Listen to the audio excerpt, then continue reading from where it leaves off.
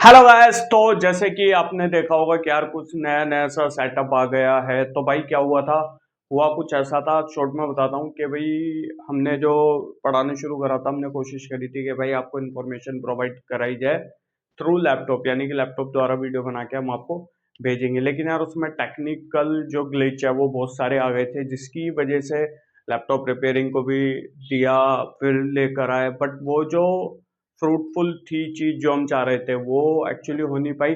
But इसका मतलब ये नहीं है कि हम छोड़ देंगे, हम कुछ नहीं करेंगे। भाई देखो, सिंपल सी बात है, आई एम एन मैं एक प्रैक्टिसिंग लॉयर हूँ, ठीक है। अब जो भी मेरे को इन्फॉर्मेशन है भाई, मैं पढ़ता रहता हूँ, चीज़ें देखता रहता हूँ, जजमेंट वगैरह ये वो जो भी मेरे को नॉलेज आती है, जो भी मेरा मेन मोटो है कि भाई वो नॉलेज लोगों तक जाए। अब हमारे जो वकील भाई हैं, जो हमारे अभी लॉ स्टूडेंट है, जो कर रहे हैं लॉ, उनको इन्फॉर्मेशन वगैरह जाए, जो न्यू एक्ट्स वगैरह उनकी।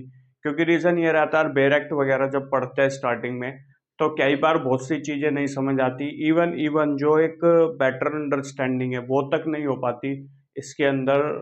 तो उसमें फिर ये दिक्कत आ जाती है कि भाई हमको समझ नहीं आता, तो फिर इधर उधर की फिर बातें घूमती हैं, और फिर इंटरेस्ट धीरे धीरे से उस चीज़ को लेकर ख़त्म हो जाता है, जो नहीं होना चाहिए। क्योंकि बहुत ही सारे ही लोग बहुत ही ज़्यादा इंटरेस्टिंग है, बट आपको एक व्यू चाहिए कि भाई किस तरीके से इसको समझना है, क्या करना है। लेकिन कोई दिक्कत नहीं, अगर कोई चीज़ आपको नहीं समझ आ रही तो आप इजीली वीडियो से देखकर उसको समझ सकते हैं। तो फटाफट से आते हैं भाई, बात हम कर रहे थे BNSS की, यानी कि भारतीय नागरिक सुरक्षा संहिता को लेकर हम पढ़ रहे थे।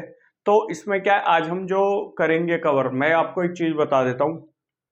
कोई भी अगर आप एक्ट पढ़ रहे हो ना, कोई भी, तो सबसे पहले भाई उस एक्ट को पढ़ने से पहले आपको एक काम ये करना है कि उसका जो डेफिनेशन क्लोज है, सबसे पहले आपको वो पढ़ना है बेयर एक्ट उठाते ही। रीजन इसके पीछे है, बहुत से लोग डेफिनेशन क्लोज स्किप करके आगे चले आते हैं कि यार चल छोड़, इसका क्या लेना देना। बट भाई ऐसा बिल्कुल भी मत करना।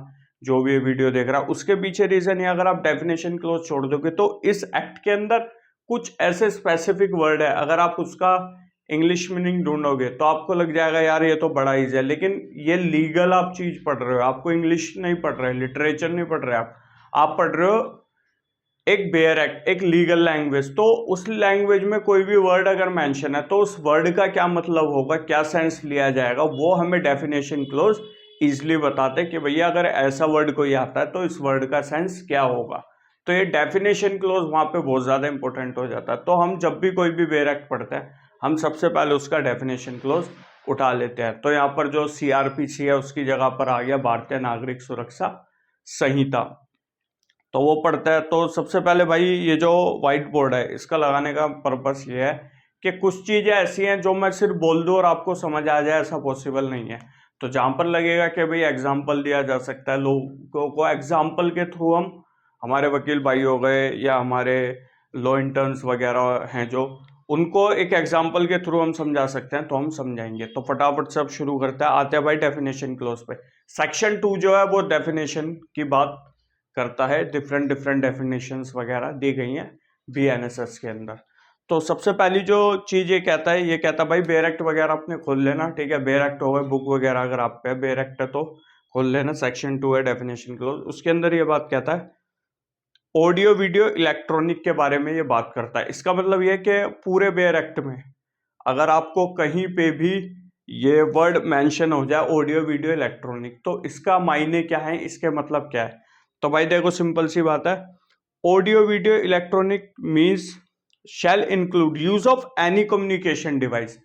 कोई भी कम्युनिकेशन डिवाइस है। कम्युनिकेशन का मतलब कि हम जब दूसरे से कम्युनिकेट कर रहे हैं, हम कोई बात कर रहे हैं, कोई भी मैसेज हम पहुंचा रहे हैं, तो ऐसी कोई भी communication device for the purpose of, उस कम्युनिकेशन डिवाइस का किस पर्पस के लिए यूज हो रहा है, वीडियो कॉन्फ्रेंसिंग। वीडियो कॉन्फ्रेंसिंग से मतलब है कि भाई अब क्या हो गया BNSS के अकॉर्डिंग, कि अगर कोई भी हम जब किसी से केस वगैरह जब चलता है तो उसके अंदर वीडियो कॉन्फ्रेंसिंग के थ्रू भी अपेयर कोर्ट में हम हो जाते हैं। अभी आपने देखा भी होगा कि स्पेशली दिल्ली में लॉयर्स ने, जो हमारे वकील भाई हैं, उन्होंने स्ट्राइक कर दी थी, क्योंकि ये बोल जाता है कि भाई एविडेंस जो रिकॉर्डिंग है वो थाने से भी हो सकती है। तो इसमें अगर विटनेस की एविडेंस थाने से होगी तो ये काफी ज्यादा हार्मफुल होगा। तो इस वजह से स्ट्राइक हुई। और जो ये, क्योंकि जो ये पूरा सीन था ना, ये इस वीडियो कॉन्फ्रेंसिंग को लेके ही, इसी के अंदर कहीं ना कहीं वो चीज थी। तो इस वजह से वीडियो कॉन्फ्रेंसिंग को बोल रहे कि भैया थाने से एविडेंस रिकॉर्डिंग वीडियो कॉन्फ्रेंसिंग के थ्रू नहीं होगी, क्योंकि जो दिल्ली पुलिस है उसने इस पर थोड़ा सा काम करना शुरू कर दिया था, लेकिन अब बहरहाल इसको रोक दिया गया है।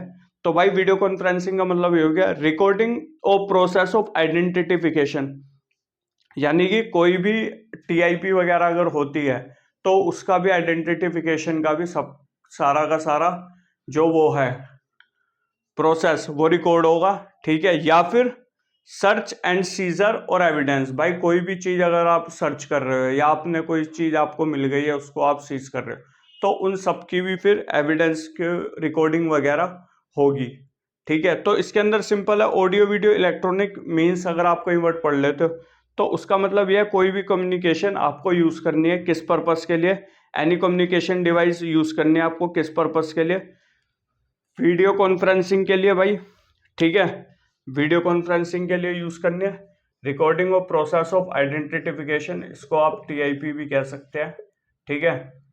Recording of process of identification, ठीक है। या फिर सर्च और सीजर के लिए, सर्च और सीजर के लिए भी आप कह सकते हैं।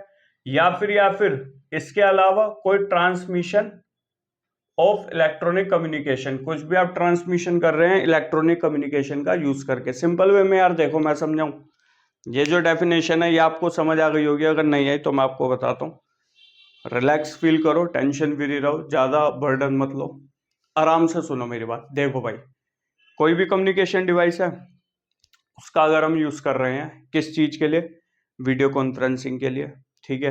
Recording of process of identification TIP, search and seizure के लिए एविडेंसेस वगैरह, ठीक है। और ट्रांसमिशन ऑफ इलेक्ट्रॉनिक कम्युनिकेशन, कोई चीज हम ट्रांसमिट कर रहे हैं किसके, इलेक्ट्रॉनिक कम्युनिकेशन के थ्रू। तो जहां भी आप ऑडियो वीडियो का वो पढ़े ना, ऑडियो वीडियो इलेक्ट्रॉनिक का कहीं भी वर्ड आप पढ़े तो बात समझ जाना यार ये उन चीजों की बात कर रहा है, इसमें कोई भी अब आपको दिक्कत नहीं है। एक बार फिर भी ले लेते हैं। देखो भाई, use of any communication device, कोई भी कम्युनिकेशन डिवाइस, ये आपका लैपटॉप भी हो सकता है, ठीक है, आपका मोबाइल भी हो सकता है। भाई हैंड राइटिंग पे मत जाना, मुझे पता है मेरी बहुत बड़ी हैंड राइटिंग है तो मत जाना, ठीक है, बट नॉलेज पे नहीं, हैंड राइटिंग अंधे नॉलेज नहीं, ठीक है। लैपटॉप मोबाइल में कोई भी कम्युनिकेशन डिवाइस का अगर हम यूज कर रहे हैं, कम्युनिकेशन डिवाइस भाई कुछ भी हो सकता है, किस पर्पज के लिए कर रहे हैं भैया, वीडियो कॉन्फ्रेंसिंग। अगर इसको स्पेसिफिकली देखा जाए तो भाई कोर्ट की जो हेयरिंग होती है ना, ठीक है, वो इसी के थ्रू होगी, court hearing. Recording of process of identity, TIP वगैरह अगर हम करते हैं, टेस्ट आइडेंटिफिकेशन परेड, वो कर रहे हैं तब इसका यूज होगा, ठीक है। सर्च सीजर कर रहे हैं भाई, इसकी भी वीडियो वगैरह बनेगी, इसके बारे में भी क्या रखा हो, ट्रांसमिशन ऑफ इलेक्ट्रॉनिक कम्युनिकेशन, कोई भी जो इलेक्ट्रॉनिक कम्युनिकेशन है उसके ट्रांसमिशन के बारे में ये है। और एनी अदर थिंग जो स्टेट गवर्नमेंट बाय नोटिफिकेशन वगैरह अगर कुछ रूल प्रोवाइड करती है कोई स्टेट गवर्नमेंट तो उसके थ्रू भी हो जाएगा। फटाफट से एक बार डेफिनेशन पढ़ लेते हैं।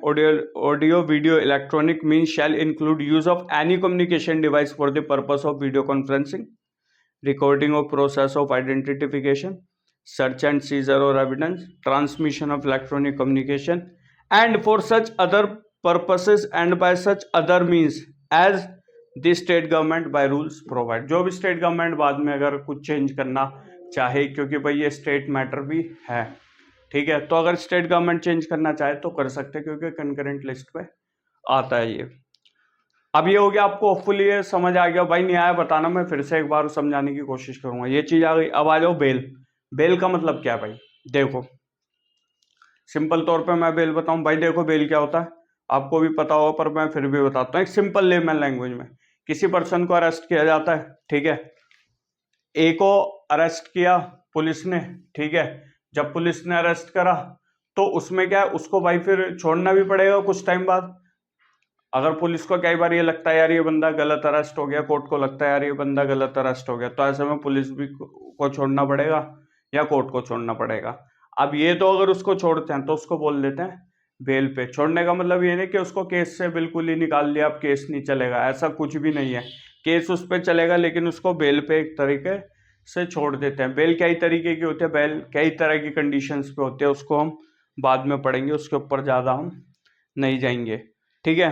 तो अगर हम इसकी बेयर एक्ट की लैंग्वेज पे बात करें बेल को लेकर, तो वो कहता है bail means release of a person accused और suspect of commission of an offence from the custody of law.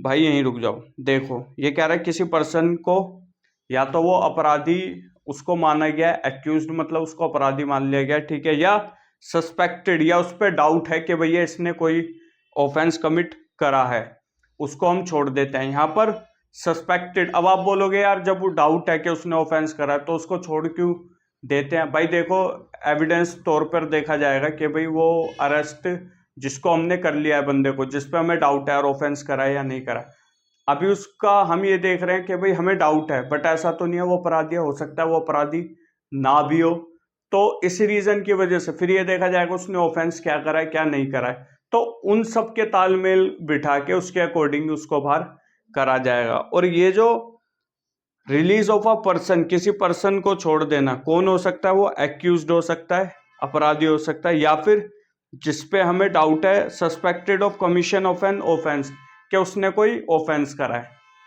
किसकी कस्टडी से उसको निकाल देना? उसको निकाल देना लॉफुल कस्टडी से, ठीक है, लॉ की कस्टडी से, यानी कि ये है कि उस पर्सन को अगर आप अरेस्ट कर रहे हो ना तो लीगली तौर पे अरेस्ट होना चाहिए वो पर्सन, ऐसे नहीं लीगली किसी को भी डाल दो।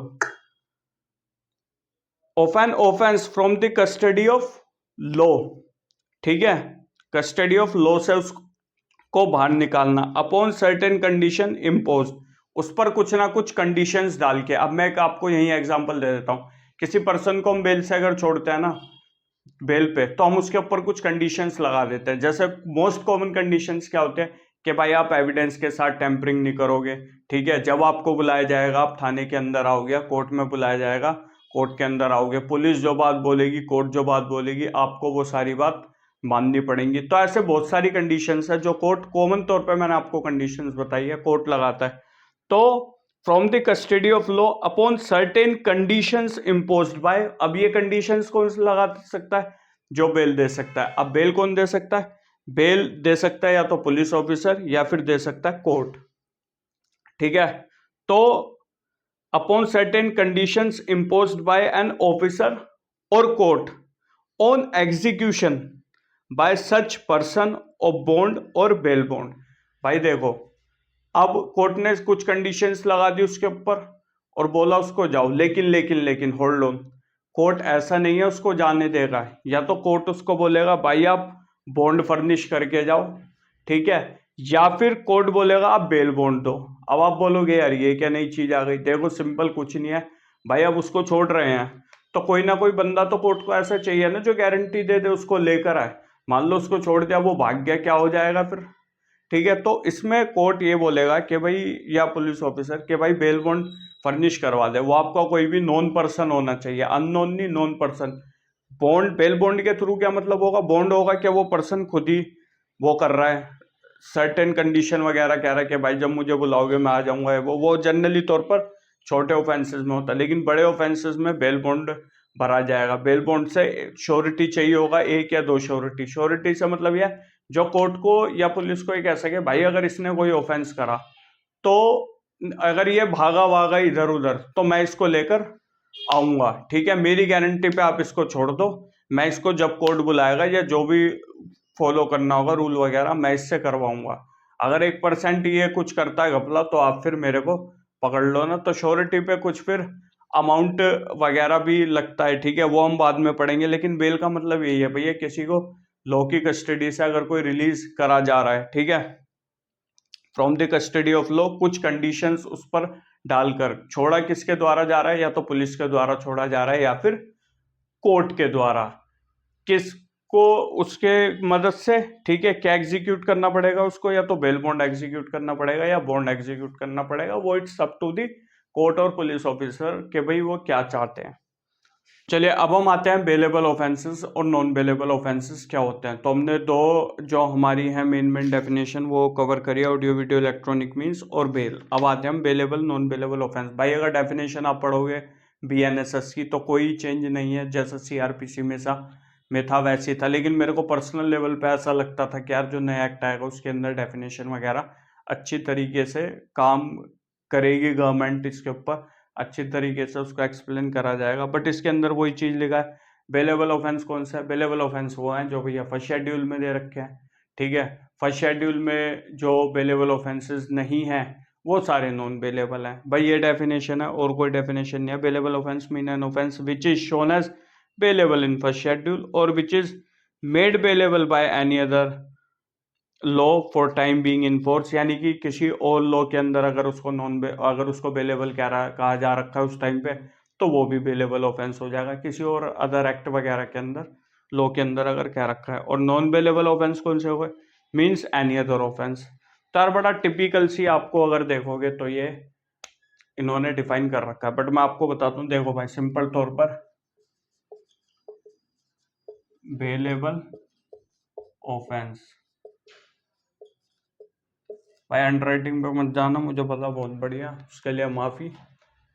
बेलेबल ऑफेंस देखो भाई, 3 साल से नीचे, ठीक है, 3 साल से नीचे, 2 साल हो गया, 1 साल हो गया, 9 मंथ्स हो गए, 6 मंथ हो गए, 3 लगा लो, 1 मंथ हो गए, ठीक है। ये जितने भी हैं 3 साल से नीचे, ये सारे बेलेबल ऑफेंसेस होते हैं। बेलेबल ऑफेंसेस जिसमें जिसमें होपफुली आपको यार समझ आ रहा होगा। अगर मैं जैसे आ जाता हूँ सामने भाई तो उसके लिए माफी, बट आपको ये चीज़ समझ आ रहा होगा, ठीक है। 3 साल से नीचे वाले जितने भी ऑफेंसेस है, 3 साल से नीचे मतलब जिन भी ऑफेंसेस कोई ए ने कोई ऑफेंस कमिट करा, फॉर एग्जांपल ए ने बी के साथ कोई ऑफेंस कमिट करा है, ठीक है मेरे भाई। अब इसके बाद क्या है, मान लो पुलिस इसको पकड़ के ले गई, ठीक है, पुलिस इसको पकड़ के ले गई, पता नहीं क्या बना रहा हूं मैं, पुलिस इसको पकड़ के ले गई ए को, ए ने बी के साथ ऑफेंस कमिट करा, पुलिस ए को पकड़ के ले गई। अब पुलिस ने जब आईपीसी खोला, उसके अंदर देखा यार इसने जो ऑफेंस करा उसकी पनिशमेंट 2 साल है, ठीक है, तो ये क्या हो गया? बेलेबल ऑफेंस हो गया। कौन सा ऑफेंस हो गया? बेलेबल, ठीक है।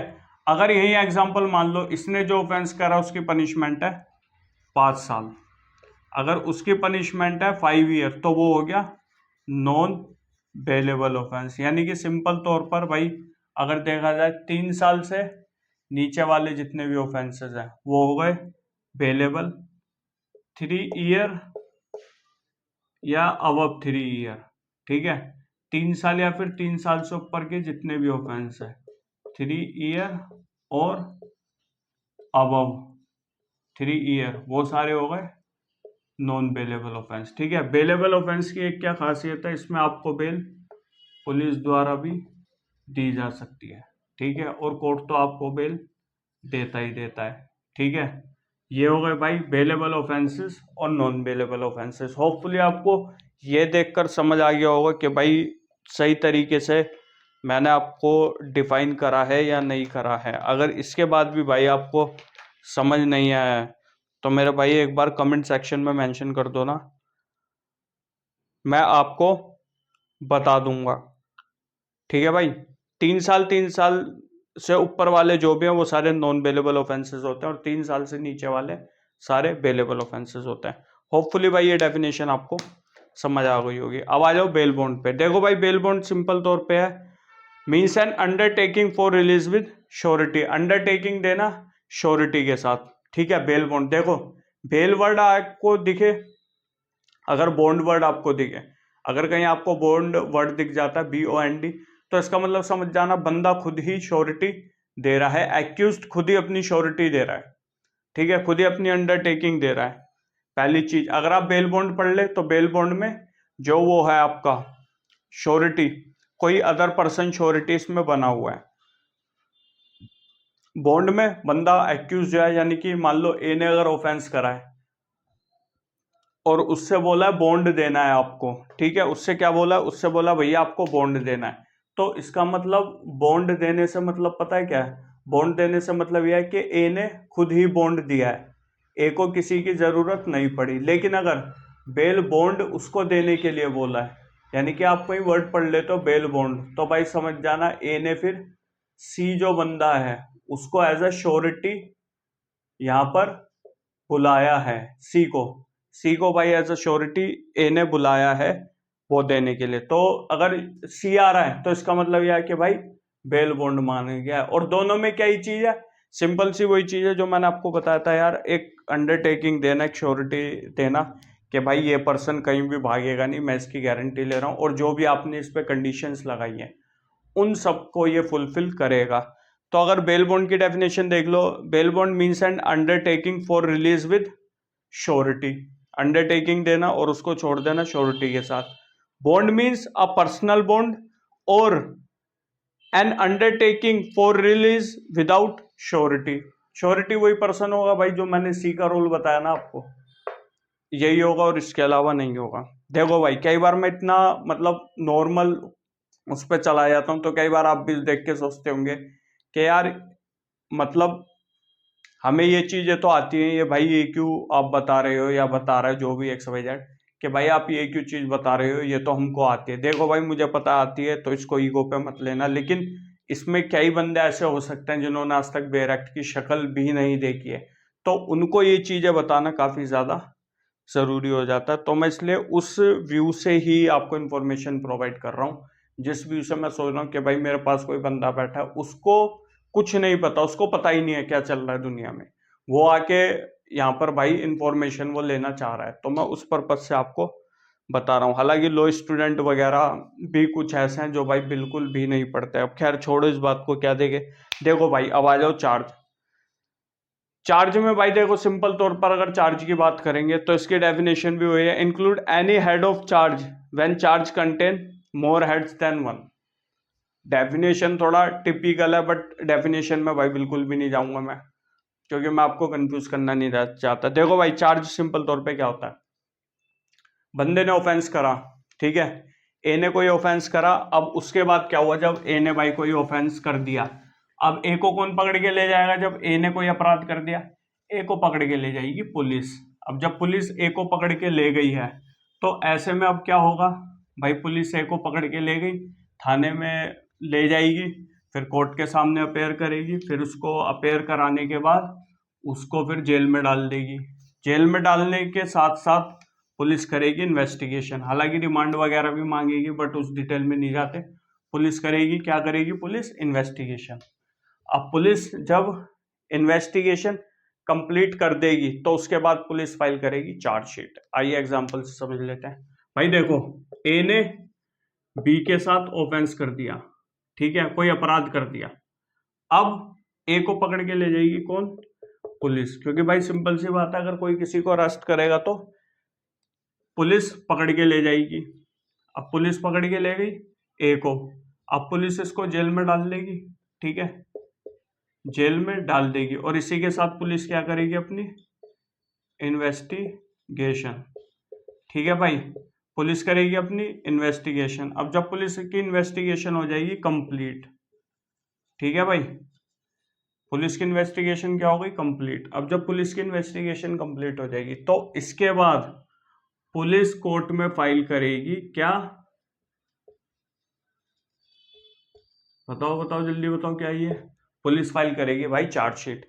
पुलिस जब कोर्ट के अंदर चार्जशीट फाइल करेगी तो उसके बाद क्या होगा, अब भाई जैसे पुलिस ने बताया कि जिसने मर्डर कर दिया, ठीक है, इसने जी मर्डर करा है या इसने ग्रेवियस हर्ट कर दिया, ठीक है, अब वो ग्रेवियस हर्ट में आया है या अटेम्प्ट टू मर्डर में आया है, फॉर एग्जाम्पल उसने चाकू मार दिया उसके। अब आप बोलो, अब पुलिस ने इन्वेस्टिगेशन करी, पुलिस ने बोला कि जी वो चाकू वाकू नहीं मारा, मुक्का मारा बस, ऐसा कोई वो नहीं है, तो पुलिस बोल देगी कोई नहीं, इसको ग्रेवियस हर्ट में डाल दो, इसको हर्ट में नहीं डालेंगे, उसमें अटेम्प्ट टू मर्डर में नहीं डालोगे। अब क्या सेक्शन लगना है क्या नहीं लगना, मैं पुराने ही सेक्शंस बोलूंगा, नए नहीं लूंगा क्योंकि आप कंफ्यूज हो जाओगे। अब भाई 307 लगेगी या नहीं लगेगी ये कौन बताएगा, पुलिस ने तो बोल दिया भाई 307 नहीं लगेगी, पुलिस ने बोल दिया इस पे अपनी इन्वेस्टिगेशन, जब पुलिस ने इन्वेस्टिगेशन करी तो पुलिस ने बोल दिया भैया 307 तो बनती नहीं, कैसे 307 लगा देंगे, हम तो जी नहीं लगा रहे, चार्जशीट के अंदर 307 आया ही नहीं।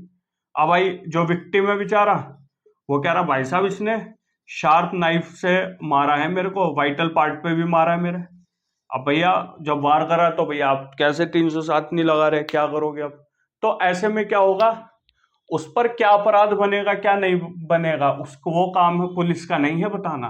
पुलिस तो अपना चार्जशीट फाइल करती, पुलिस का रोल खत्म हो गया चार्जशीट फाइल करके, फिर तो एविडेंस वगैरह का देखा जाएगा जो भी होगा। चार्जशीट फाइल करते ही अब चार्ज पे होगा आर्ग्यूमेंट। तो ये जो सेक्शन 307 लगना है या नहीं लगना, इसको डिफाइन करेगा कोर्ट, ठीक है। तो उसको ही बोलते हैं हम चार्ज, ठीक है। तो ये जो 307 वाला एग्जाम्पल है ना, इसको बोलते हैं हम चार्ज, कि भाई उस पर 307 का चार्ज बनता है या नहीं बनता, बनेगा कैसे बनेगा, नहीं बनेगा कैसे नहीं बनेगा, वो काम है कोर्ट का। कि भाई जो भविष्य में इसके ऊपर ट्रायल चलाया जाएगा, जो केस चलाया जाएगा, वो कौन कौन से सेक्शंस ऑफेंसेस इस पे लगाए जाएंगे, तो उन ऑफेंसेस को चार्ज बोला जाता है, ठीक है। कि भाई इस पे 307 का चार्ज लग गया, इस पे कौन सा, तो ये जो चार्ज की हम बात कर रहे हैं इसके अंदर, ये वो चार्ज है। यानी कि भाई कौन, पुलिस ने तो अपनी चार्जशीट फाइल कर दी, पुलिस ने इन्वेस्टिगेशन करी, चार्जशीट फाइल कर दी, पुलिस का काम खत्म। अब 307 बननी है नहीं बननी, क्या होना है क्या नहीं होना, वो काम है किसका, वो काम है कोर्ट का बताने का। तो चार्ज का मतलब यही होता है। चार्ज के बारे में अगर आप भाई और डेप्थ में अगर हम पढ़ेंगे चार्ज को, तो हम पढ़ेंगे वो आगे, अभी इसमें यहीं इस तक इतना ही रखते हैं, ठीक है। इसकी डेफिनेशन में ज़्यादा डेप्थ में ना जाते हुए सिंपल तौर पे भाई समझ लो चार्ज क्या होता है। चार्ज के बाद आ जाओ भाई कॉग्निजेबल ऑफेंस, बहुत ही बढ़िया चीज, पूरी मेरे हिसाब से पूरी BNS ले लो, पूरी BNS ले लो, IP यानी कि अगर पुरानी उसमें बात करें तो IPC और CRPC ले लो भाई। कॉग्निजेबल नॉन कॉग्निजेबल ऑफेंस बहुत ही ज्यादा जरूरी है, इसको कॉग्निजेबल और नॉन कॉग्निजेबल केस भी कहा जाता है। भाई देखो सिंपल तौर पर जैसे बेलेबल नॉन बेलेबल का बताया था ना, सेम ऐसा ही है कि भाई कॉग्निजेबल ऑफेंस वो होते हैं 3 साल या फिर 3 साल से ऊपर की कोई भी अगर अपराध कराए, ठीक है। फॉर एग्जाम्पल ए ने भाई कोई भी अपराध करा, देखो भाई थोड़ा टाइम लगता है मुझे पता है, कई ऐसे होते हैं जो सीधा आएंगे वीडियो भाई देख, उनको ये है कि जल्दी से जल्दी वीडियो आए खत्म हो। भाई मेरी भी ये कोशिश रहती है कि कम से कम टाइम में आपको ज्यादा से ज्यादा चीजें बता दूं, लेकिन इसका मतलब ये नहीं कि आप समझ भी ना पाओ और मैं सब कुछ चीजें बोल के चला जाऊं। तो इसलिए भाई एग्जाम्पल देने पड़ते हैं, कोशिश करता हूं कि आपको समझ आ जाए। देखो भाई इधर बताता हूं मैं, 3 साल, ठीक है, और मोर देन, ठीक है, 3 साल या फिर 3 साल से ज्यादा कोई भी अगर ऑफेंस कराया आपने, ठीक है, तो वो हो गए कॉग्निजेबल ऑफेंस, ठीक है भाई। अब एक पार्ट में इधर आ जाओ, 3 ईयर से लेस देन, 3 साल से कम, 1 साल, 2 साल, 9 महीने, ठीक है, 7 महीने, 5, 3, 1 महीना, इस कोई भी ऐसा अपराध करा जिसकी सजा इसी ये है, वो हो गए, ठीक है, नॉन कॉग्निजेबल ऑफेंस।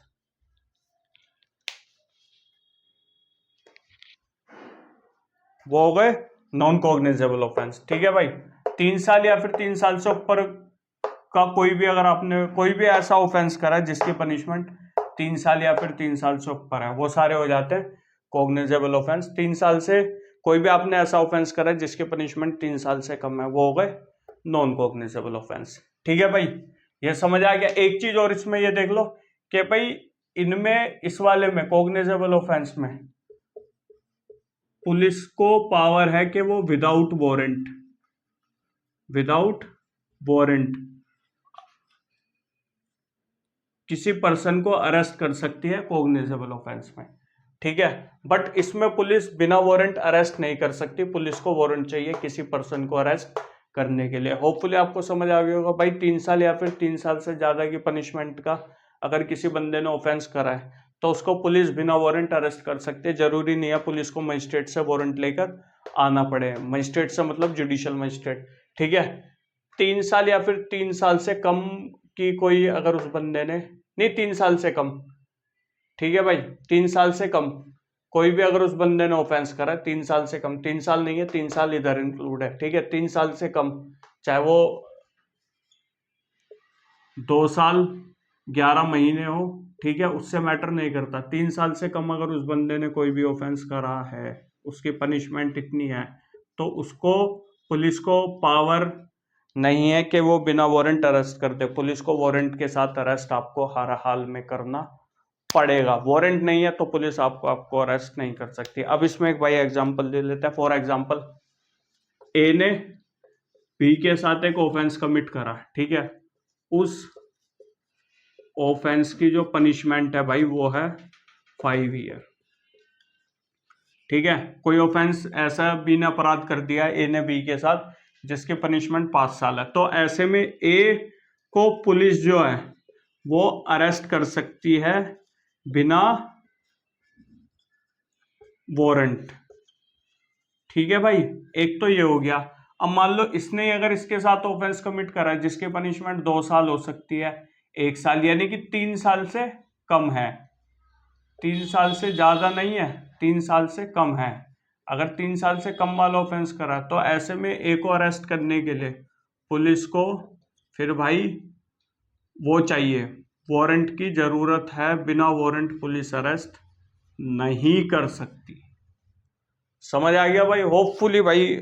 अब इसके बाद भी अगर समझ नहीं आया तो बताना भाई, फिर और एग्जांपल्स वगैरह दूंगा, बट होपफुली आपको समझ आ गया। मेरे को था यार बहुत जल्दी खत्म कर दूंगा, बट एग्जांपल वगैरह देने बहुत आपको जरूरी हैं, वरना फिर दिक्कत हो जाएगी। अब आ जाओ भाई इलेक्ट्रॉनिक कम्युनिकेशन। देखो भाई इलेक्ट्रॉनिक कम्युनिकेशन में सिंपल बताता हूँ, हालांकि डेफिनेशन भी, चलो आपके लिए पहले डेफिनेशन पढ़ लेते हैं, थोड़ा आइडिया हो जाएगा। देखो भाई, means the communication of any written, verbal, pictorial information और वीडियो कंटेंट ट्रांसमिटेड और transfer whether from one person to another, from one device to another device, or from person to a device, or from device to a person by means of an electronic device include telephone, mobile phone or other wireless telecommunication, or a computer or audio video player and cameras or any other electronic device or electronic forms as may be specified by notification by central government। भाई देखो electronic communication का मतलब क्या है। Electronic जो communication word है, ठीक है भाई, हमने पहले भी पढ़ा था जो ऑडियो वीडियो में कम्युनिकेशन वर्ड आया था, ऑडियो वीडियो इलेक्ट्रॉनिक, जो हमने डेफिनेशन ए पढ़ी थी इसके अंदर ही स्टार्टिंग में, तो उसके अंदर भी भाई यही दिया गया था। देखो भाई सिंपल तौर पर मैं समझाऊं, कोई भी एक इलेक्ट्रॉनिक गैजेट देख रहे हो ना, कोई भी XYZ, वो सबका सब इलेक्ट्रॉनिक कम्युनिकेशन में आएगा। आप जो कम्युनिकेट कर रहे हो किसी चीज को भी, ठीक है, वेदर आप डिवाइस की हेल्प से कर रहे हो, ठीक है, हालांकि डिवाइस की हेल्प से ही करोगे, ठीक है, तो इसमें कोई भी आप जैसे वर्बली कोई चीज है, कोई रिटर्न में है, कोई पिक्टोरियल है, पिक्चर्स वगैरह है, ठीक है, कोई वीडियो वगैरह है, ठीक है, उसका आप ट्रांसमिट कर रहे हो या फिर आप उसको ट्रांसफर कर रहे हो। भैया पर्सन टू पर्सन हो सकता है, पर्सन टू डिवाइस हो सकता है, डिवाइस टू डिवाइस हो सकता है, डिवाइस टू पर्सन हो सकता है। कोई भी एक एग्जांपल जोड़ लो। सिंपल तौर पर यार कोई भी चीज अगर हम कम्युनिकेशन गैजेट के थ्रू से ट्रांसमिट कर रहे हैं, ट्रांसफर कर रहे हैं कुछ भी चीज, वो सबकी सब इलेक्ट्रॉनिक कम्युनिकेशन का पार्ट माना जाएगा। तो कहीं भी अगर इलेक्ट्रॉनिक कम्युनिकेशन वर्ड यूज हो जाए तो भाई ध्यान लगा लो ना, हर एक गैजेट कोई भी इसके अंदर हो, ठीक है। और बाकी सेंट्रल गवर्नमेंट को पावर दे दी गई है कि टाइम टू टाइम वो बाय रूल्स भी अगर किसी और चीज को बाय नोटिफिकेशन स्पेसिफाइड करके जोड़ना चाहे तो वो जोड़ सकती है। इसके अंदर ही है भाई, कोई भी आप देखो, बाकी ज्यादा डेप्थ में जाने की मेरे हिसाब से तो भाई कोई नीड इसके अंदर नहीं है। अब भाई 1 मिनट रुको जरा, मैं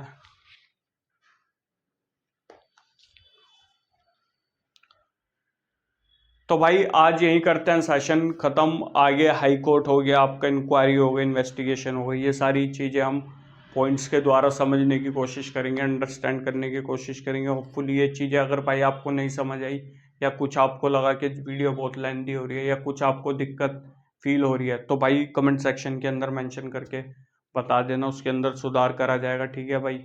अब टाइम भी थोड़ा ज़्यादा ही हो गया, तो इसलिए भाई फटाफट से ख़त्म करते हैं। तो मिलते हैं हमारी नेक्स्ट वीडियो में भाई, फिर इसी को कंटिन्यू करते हुए। बाकी कोई भी आपको कमियां लगता है यार ये चीज़ नहीं हुई, वो चीज़ नहीं हुई, तो भाई कमेंट सेक्शन के अंदर मेंशन करके बता दो ना, उसका फटाफट से सॉल्यूशन हम ढूंढ लेंगे। तो होपफुली मिलते हैं हमारी नेक्स्ट वीडियो में, तब तक के लिए भाई खुश रहिए, मज़े में रहिए, टेंशन वगैरह मत लीजिए, डिप्रेशन से दूर रहिए भाई। लाइफ में अगर कुछ भी छोटे बड़े नुकसान वगैरह हो रहे हैं, तो कोई नहीं भाई, इसको मैनेज करिए, सब कुछ सही हो जाएगा। माँ बाप को खुश रखिए, प्यार वगैरह दीजिए, बढ़िया लोगों से अच्छे रिलेशन डेवलप करके रखिए।